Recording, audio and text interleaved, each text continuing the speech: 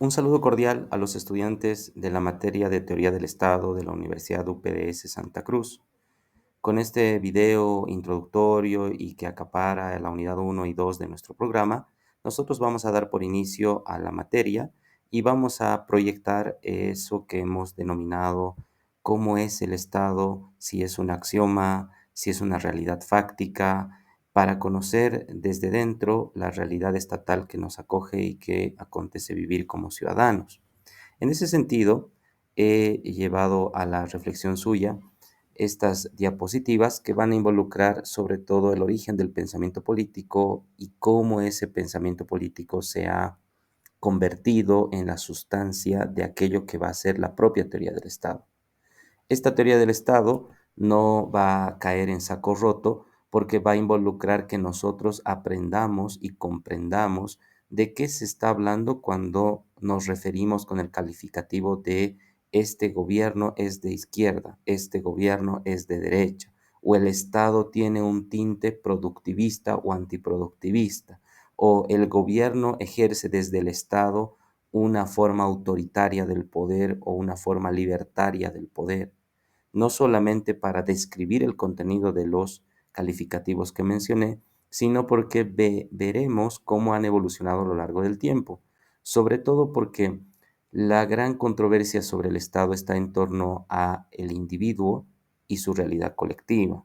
La lectura que acompaña este video, que ustedes lo pueden ver en el artículo científico del CONECYT argentino, va a describir precisamente esa realidad a partir de uno de los más grandes cultores del pensamiento político, que es Thomas Hobbes, ¿no? Entonces, mucho ojo con el pensador Thomas Hobbes en cuanto a lo que propone y lo que explica. Pero vayamos por el principio, ¿no? La idea de entender el Estado no se va a dar sino en un escenario histórico, en un escenario proyectado, donde los principales protagonistas van a ser tanto el pensamiento y la política. La historia es el escenario y el pensamiento va a ser aquel ejercicio humano que va a proyectarse a lo largo del tiempo para poder solucionar problemas, para poder plantear otras situaciones dilemáticas que van a contribuir a nuestra propia realidad y existencia. Asimismo, la política, que va a ser la actividad que va a promover la orientación, la decisión y la forma también de resolver problemas para las comunidades humanas, van a encontrar una explicación primaria hace más de 2500 años en aquello que fue el mundo griego, antecesores de los famosos cultores del derecho, los romanos. De este modo, el pensamiento no es una actividad cualquiera, porque si bien todos los días pensamos y usted al ver este video está también ejerciendo la actividad de pensamiento para descifrar lo que se está diciendo, lo que se está visualizando, no es ese pensamiento común, ordinario y reflexivo muchas veces el que nos ocupa hacia la orientación de lo que es el Estado, sino ver cuáles son los autores, cuáles son los prototipos de pensadores que pensaron la cosa pública, que pensaron el orden de la comunidad humana. En este sentido, vamos a tener representantes del pensamiento clásico ante la pregunta de los orígenes del pensamiento. Y estos cultores del pensamiento clásico no van a ser otros sino que Sócrates, Platón y Aristóteles. En ese sentido, estos autores, estos filósofos van a marcar un antes y un después, principalmente el maestro de todos, que sería Sócrates, ya que él va a ser un símbolo de inflexión respecto a lo que se hacía antes. El pensamiento humano estaba desordenado, regido a los orígenes simbólicos y fenomenológicos de la vida, no se centraba en la comunidad humana, pero va a venir Sócrates como una figura de cambio y va a ser considerado el primer filósofo, porque lo va a hacer por el mero hecho de pensar, por el mero hecho de reflexionar. Pero ¿qué va a reflexionar y qué va a pensar? La cotidianidad humana en esa dicotomía entre el individuo y su comunidad. El individuo que necesita entender qué es la justicia, el individuo que necesita entender qué es la política, el individuo que necesita ver para qué sirve una forma de gobierno o cómo interactúa en un gobierno ese individuo. Entonces, este señor Sócrates, parangonado y comparado muchas veces con Jesús, porque así como Jesús no escribió, Sócrates tampoco lo hizo. Y en ese sentido, ambos no dejaron escrito su pensamiento, sin embargo, escribieron sobre él. En el caso de Jesús, sus discípulos; en el caso de Sócrates, sus discípulos filosóficos, que son el más grande de ellos, Platón, ¿no? Si ustedes están viendo la imagen en la diapositiva, Platón está con el dedo señalando hacia arriba, porque las ideas sobre el Estado, las ideas sobre la política de Platón van a ser idealistas, mientras que el siguiente filósofo, del cual fue Platón maestro, Aristóteles, va a ser un pensador materialista. Ahora, hay que tener cuidado con estas dos categorías respecto a cómo vamos a entender la política idealista o la política materialista plasmada en el Estado. Partiendo de lo que Sócrates había postulado, la política para Sócrates era una forma de privilegio y distinción por la cual nosotros ejercíamos nuestra humanidad. Vean qué diferente ese concepto muy griego de lo que hoy en día pensamos de lo que es la política. Mientras que la política actualmente podría ceñirse en una forma muy negativa de ejercer el poder, o en una forma muy negativa de vislumbrar aquello que son los intereses personales o grupales de ciertos sectores, la política era una distinción del ciudadano en ese mundo griego. Cuando va a venir Platón va a trazar esa figura de entendimiento para construir el concepto de las ideas. Pero las ideas no son aquello que no podemos conseguir o que no podemos hacer para Platón, sino más bien son la verdadera realidad. Esto les recordará, tal vez en el mundo cinéfilo, a la famosa película Matrix, donde la realidad es una simulación y la verdadera realidad está fuera de esta. A eso Platón le llamó el mundo de las ideas. Entonces, en el mundo de las ideas, el Estado no existiría, mucho menos con derecho. En ese mundo ideal, nosotros, por nuestra propia aptitud y por nuestra propia sapiencia y lugar en la sociedad, sabríamos cuál sería el orden y la actividad que deberíamos realizar. Por ende, no dependeríamos de un sistema jurídico que nos obligue, que nos forje para que asumamos tales o cuales decisiones. Entonces, todo esto fue planteado en la famosa obra La República de Platón, que es tal vez la obra anticipatoria de toda teoría del Estado. En esa obra se han planteado 4 temas que son de nuestro interés. El primero, el tema sobre la justicia; el segundo, el tema de la educación en relación al Estado; el tercero, sobre los ideales políticos en torno al mito de la caverna y la función del gobernante; y el cuarto, la distinción entre la realidad práctica y la realidad ideal, planteada en su último capítulo, que es el 10º. Voy a pasar a explicar cada uno de estos porque se van a vincular con un crucigrama que realizaremos pronta y seguidamente en las sesiones sincrónicas. En cuanto a la justicia, el bueno de Platón había hecho una pregunta a sus discípulos diciéndoles qué entendían ellos por justicia, y cada uno de ellos fue dando un significado distinto. Uno dijo que la justicia era dar a cada uno lo que le corresponde, similar a lo que luego va a decir Ulpiano en Roma. Sin embargo, el problema de eso está en quién define qué le corresponde a cada uno. Por ende, no sería una definición clara ni correcta. Otro dijo hacer el bien a los amigos y hacer el mal a los enemigos. Eso es justicia. Pero muchas veces el que es amigo termina siendo enemigo y el enemigo se convierte en amigo. Entonces es una medida muy subjetiva. U otros dijeron que hacer el bien conforme a la ley es justicia. Sin embargo, la ley la hacen los humanos y hay leyes equivocadas. Entonces, en la medida en que el mismo Platón discutía sobre las temáticas de este tipo, miren, el primer debate sobre lo que se va a entender de justicia va a surgir precisamente en el libro de Platón. Va a agotar a los comensales, a los filósofos contemporáneos de Platón y Sócrates, porque el protagonista de las grandes obras de Platón va a ser su maestro Sócrates, hasta que van a terminar de decir que diga Platón y diga Sócrates en qué consiste la verdadera justicia. Y no va a llegar a una definición porque una definición sobre tal concepto es difícil de encontrar. Lo que sí nos va a aportar y nos va a decir que la justicia es el medio o mecanismo por el cual la sociedad se halla unida, por el cual justifica su existencia. Entonces, esta forma de definición en donde nosotros nos unimos para creer en la justicia va a inaugurar una forma ideal de los conceptos vinculados al derecho y al Estado. En el segundo concepto sobre la educación, ahí se va a trabajar la responsabilidad del Estado respecto a la educación, incluso para entonces de mujeres y sobre todo de los hombres dedicados a las cosas de gobierno. O sea, va a ser el primer escrito en el que le va a conferir al Estado la responsabilidad de atender la educación, ¿no? En el séptimo, sobre los ideales políticos, nos va a conversar sobre el mito de la caverna y cómo todos nacemos encadenados y nos proyectamos a liberarnos con la autoconciencia.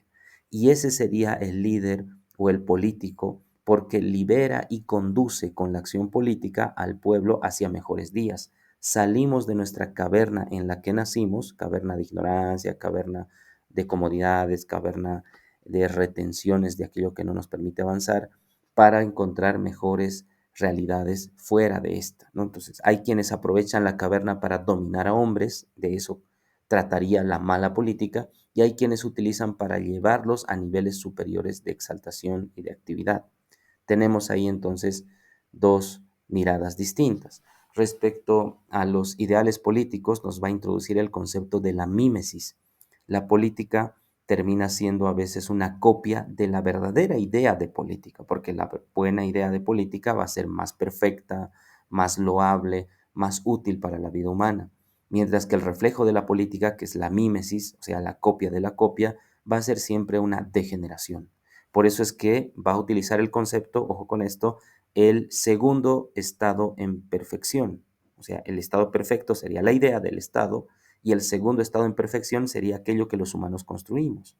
Y eso que construimos está vinculado a un sistema de reglas, a un sistema regulado de normatividad, ¿no? Ya pasando al otro pensador que también va a complementar y va a contradecir en muchos casos lo que su maestro va a mencionar, va a ser Aristóteles. Aristóteles con su obra La Política va a introducir una clasificación de los buenos y los malos gobiernos.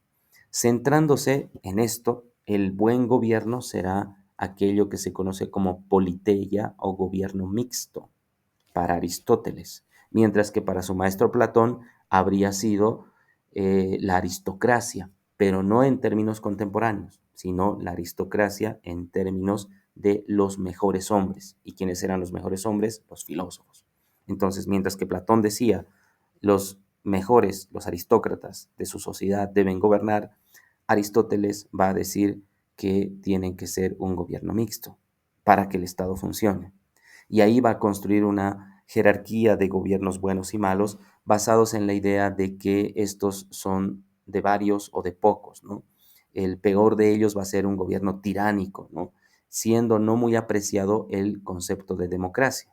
Vean cómo en este punto, tanto para platónicos como aristotélicos, la democracia no va a ser una forma de gobierno ideal, porque va a representar una voz popular, pero no conducida por razón. Estos hombres que buscaban la razón de Estado no se van a vincular con la idea de la democracia muy apeteciblemente como lo hacen o lo hacemos hoy en día.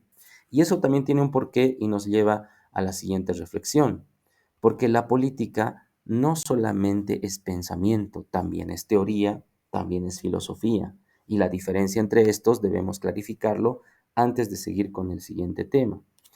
Mientras que la filosofía trabaja los temas trascendentales del individuo, la igualdad, los valores en un sistema abierto, la teoría se va a trabajar en un criterio ya estatal, cuando el Estado exista, y esto es a partir de la Revolución Francesa.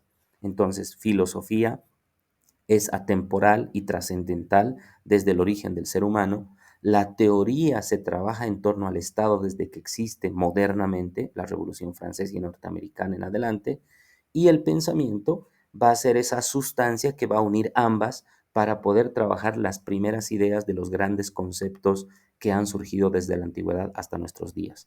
incluyendo el origen del Estado como realidad social y organización política. Eso es algo que no debemos olvidar. Bueno, continuando donde nos habíamos quedado, es importante señalar que la política no va a ser comprendida en la diferenciación que señalábamos hace un momento, es decir, no nos preocupamos de si es filosofía política, teoría política o pensamiento. Solemos tener esta actitud, como pueden ver en el caso de Mafalda, respecto a la palabra y concepto político, que acá se menciona respecto a la gravedad en la que habría caído la humanidad por causa de la política, ¿no? Es como una palabra malvenida. Habrán escuchado ustedes, por ejemplo, eso de no hables en la mesa de fútbol, religión o política. Entonces, a eso está haciendo referencia la caricatura de Mafalda. Pero es un elemento importante que nos va a dirigir al proyecto socioformativo, el que nosotros nos preocupemos sobre el hombre y su medio. ¿Qué queremos decir? ¿Qué quiere decir esto respecto a lo que vamos a hacer y cómo ha evolucionado? Nosotros los seres humanos aprendemos desde el medio, desde donde hemos crecido, donde nos hemos desarrollado. No somos sino el producto de nuestra realidad, más la razón y la inteligencia que se nos ha brindado, entendiendo por razón aquello que hace que nosotros podamos entender la realidad, comprenderla y sobre la cual decidimos. De ahí viene la palabra intelligere, saber elegir, decidir. Entonces, la actitud política o la política va a ser esa aprehensión, ese agarrar, ese coger la razón y la inteligencia para poder transformar la realidad, porque el medio del ser humano no necesariamente es el más óptimo. De ahí que la institución social más poderosa y universal que podamos tener hoy en día vigente es el Estado. Entonces, este estado no es de conocimiento total de las personas comunes y corrientes llamadas ciudadanos, y mucho menos a veces con la tristeza que acompaña por parte de quienes estudian el derecho, es decir, los abogados. Y esto es algo que debemos remediar a través de la materia, porque el escenario de actuación no solamente son las ideas materiales o filosóficas que habían planteado Sócrates, Platón, Aristóteles, sino el hecho de conocer los entresijos y la estructura, el modelaje de lo que se conoce como Estado, porque el Estado y su origen político, por esa actividad humana que señalamos anteriormente, no ha sido diseñado para poder satisfacer la idea de dioses, ¿no? Aunque se ha justificado divinamente muchos estados o muchos surgimientos tipo estatales, o para justificar a la humanidad por sí misma, o tal vez para justificar una corriente metafísica. Ante la pregunta que tienen ahí en la diapositiva, si su naturaleza es divina, humana, metafísica o cuál, pues tenemos que saber responder a través del proyecto socioformativo las características, la estructura y el modelo que tiene el Estado. Piense usted, querido estudiante, que con la circunstancia política que acontece en el país, varias personas, teóricos, autoridades, plantean la idea de cambiar el modelo de Estado para ir a un sistema federal, pero sin conocer que el Estado tiene un carisma autonómico o sin saber que todavía no ha terminado de morir la visión unitaria. Entonces, el origen del Estado es el origen del pensamiento político, porque con el pensamiento político surgen las primeras ideas, surgen las primeras teorías, surge la evolución de aquello que la humanidad quería para crear esta institución. Si ustedes están mirando esta figurita que han debido ver en muchos casos respecto a la arquitectura griega, pues representa eso, no personas, sino una institución. ¿Y cuál sería un concepto básico de Estado? Pues una institución que representa la organización social de las personas para responder a sus necesidades bajo un marco lógico jurídico. Ese marco lógico jurídico está conducido por las voluntades políticas de quienes son llamados ciudadanos. Pero para llegar a ese concepto, pues ha corrido mucha tinta histórica de por medio. Han pasado procesos de comprensión prehistórica, sociológica, protohistórica, y las ideas políticas se han ido ensartando unas con otras para generar una forma societal como la conocemos hoy en día. ¿Qué necesidades políticas podemos identificar en nuestro medio? Ya cuando nos encontremos presencialmente en la universidad, podremos añadir un debate en el cual ustedes también deberán señalar, por favor, tomen en cuenta esto, deberán señalar ¿Qué necesidades políticas encuentran en su realidad cotidiana? Ustedes como jóvenes, como señoritas, como personas de sociedad cruceña, boliviana, latinoamericana, ¿hay necesidades políticas? ¿Entendemos lo que es una necesidad política? ¿Las identificamos? Acá puse una como ejemplo para que ustedes pudieran ver y tal vez en base a ese ejemplo poder seguir otras, ¿no? Paz social. Vivimos en un país muy conflictivo. Esa paz social se acompaña con los mandatos jurídicos. ¿Necesitamos paz social para poder trabajar, para poder crecer como sociedad? ¿O solamente es un ideal la paz social? Alguna persona alguna vez me dijo, la paz solo se encuentra en la iglesia, ¿no? Entonces, pero estamos hablando de otro tipo de paz, armonía en convivencia, y eso es una garantía del Estado que también debe existir. Eso hablaremos en clase, por favor, tómenlo en cuenta. Esa ponderación es importante, la interacción de ustedes en clase sincrónica a partir de este estímulo y video correspondiente. Posteriormente a esto, vamos a tener las grandes ideas que vamos a debatir, principalmente el famoso pensador Platón que habíamos mencionado hace un momento, en base a estas tres ideas fuerza. Por favor, estas ideas problematizadoras, léanlas acompañadas de la lectura de Platón y su obra Critón. Es corta y nos va a permitir desentrañar el concepto de justicia y cómo la institución de justicia va más allá de lo que significa la voluntad de un hombre. Aquí tenemos una pregunta reto que también los invito a contestar en la clase presencial con la participación activa de todos ustedes, la cual dice, ¿por qué seguirá siendo motivo de estudio y análisis obras como las de Platón que filósofos como el canadiense Lou Marinoff se preocupan por rescatar la sabiduría del pasado en obras como Más Platón y menos Prozac? Ese es el título de un libro a propósito de uno de los medicamentos más recetados contra el estrés diario que tienen los norteamericanos y canadienses, que es el Prozac. Entonces ahí se recomienda, lee más filosofía, lee más pensamiento político platónico y deja de automedicarte. Esta pregunta reto pretende que ustedes se involucren en la investigación de quién es Lou Marinoff, cuál es el sentido y de qué trata esa obra, que está libre en línea, para que puedan poder aportar un criterio y decir, pues realmente había habido algo que rescatar desde y para el Estado en Platón, pero también para la vida cotidiana del ciudadano, ¿no? Eso lo haremos en la clase sincrónica. Para continuar con esto, hay que verificar que el origen del Estado actual va a partir del criterio del llamado polis, que el prototipo de polis o ciudad-estado va a ser Atenas. ¿Cómo surgió esta ciudad-estado?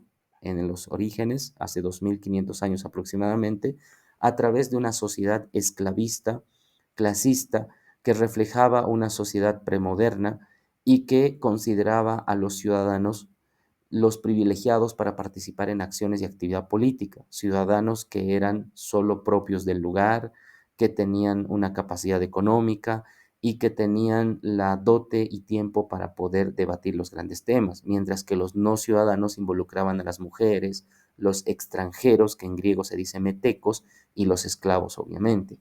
En esa sociedad estratificada, la ciudad-estado o la polis va a ser el germen del estado actual porque se van a dar regulaciones internas, es más, casi toda Grecia va a ser manejada por polis dedicadas a vocaciones específicas, polis guerreras como las de Esparta, polis de pensamiento como las de Atenas, que van a tener grandes filósofos y que van a acompañar las principales ideas que vamos a tener.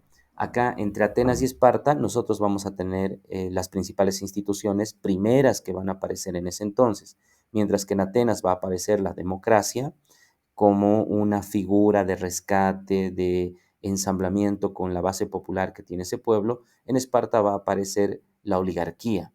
No le pongamos positivo ni negativo a estos criterios, sino entendamos que son los primeros orígenes que van a trazar administraciones distintas. ¿Funcionaba para Esparta la oligarquía? Sí, tenían dos reyes, un consejo de ancianos, unos éforos, había una asamblea llamada Pela.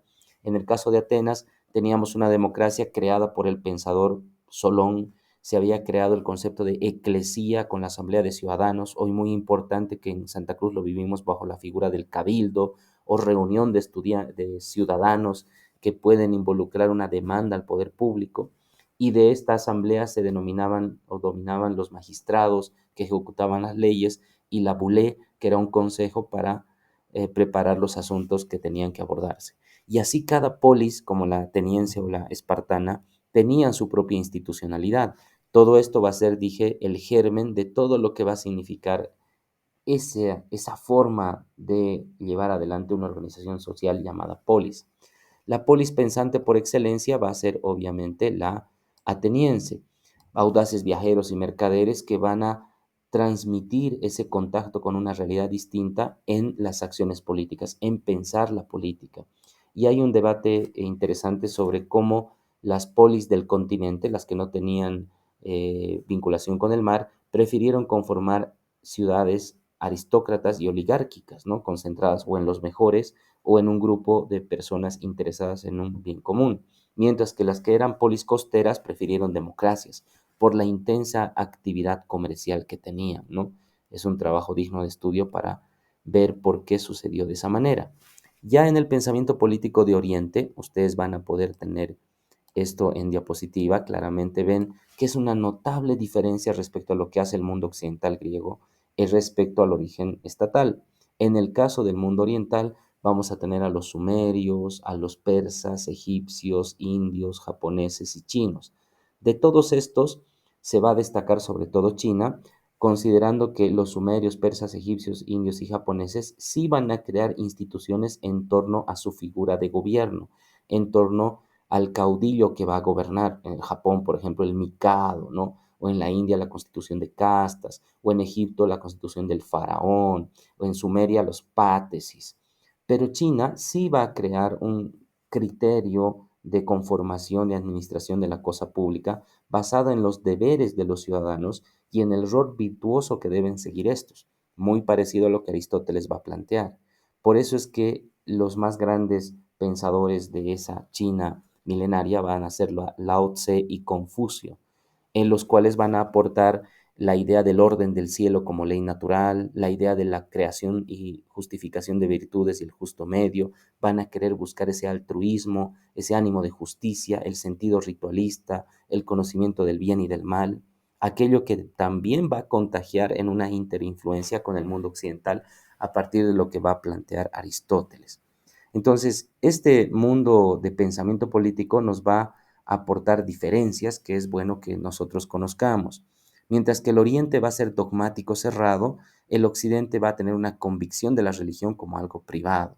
Mientras que van a existir revelaciones dadas para el Oriente, para el Occidente va a ser el uso de la inteligencia humana sobre todo lo posible que puede lograr. Mientras que el Oriente va a trabajar la idea del sistema predeterminado, el Occidente va a trabajar la idea del ser humano como un desarrollo a través de su razón como potencial. En el mundo oriental, la teocracia se va a hacer sin participación política, porque Dios lo justifica todo o lo que se entienda por lo divino, mientras que en Occidente se va a crear el concepto del son politicón, que quiere decir el animal político, es decir, somos animales políticos por excelencia, somos animales societales. Y en el caso del Oriente, la individualidad va a ser importante porque uno va a lograr hacerse importante, crecer, desarrollar económicamente, socialmente, como sujeto particular. Mientras que para el Occidente el Estado o la idea de lo público se va a hacer relevante. La necesidad de tener una institución, se llame polis, se llame civitas en el caso romano, se llame ciudad-república, para llegar a la existencia que hoy pretendemos conocer. Entonces, las distintas teorías van a basarse en hombres libres, pretendidos como iguales, que van a tratar sobre asuntos públicos, aquello que importa a todos, a través de asambleas, en lugares públicos como plazas, y se va a trabajar, aunque primariamente el concepto de ciudadanía, en el privilegio de hacer política. Lo que el proyecto socioformativo va a pretender entonces al finalizar la clase número 4 va a hacer que cada uno de ustedes, dependiendo la cantidad de estudiantes o en pareja o grupos, podamos describir los elementos más importantes del Estado en su surgimiento en la Revolución Francesa en adelante, cómo fue cambiando a lo largo de entonces hasta llegar al Estado plurinacional, con las características muy particulares que tiene este Estado plurinacional. Esas características se van a construir a partir de indicadores. Un indicador será, por ejemplo, cuántos órganos de poder público tenían los estados al iniciar el momento revolucionario francés, cuántos tiene ahora Bolivia. ¿Será lo mismo poder que Estado? será lo mismo poderes que órganos, eh, cómo se administraba una democracia confesional basada en la Iglesia Católica versus el laicismo que propone la Constitución vigente, o cómo se trabajaba el concepto de ciudadanía en las primeras formas estatales y cómo se trabaja ahora.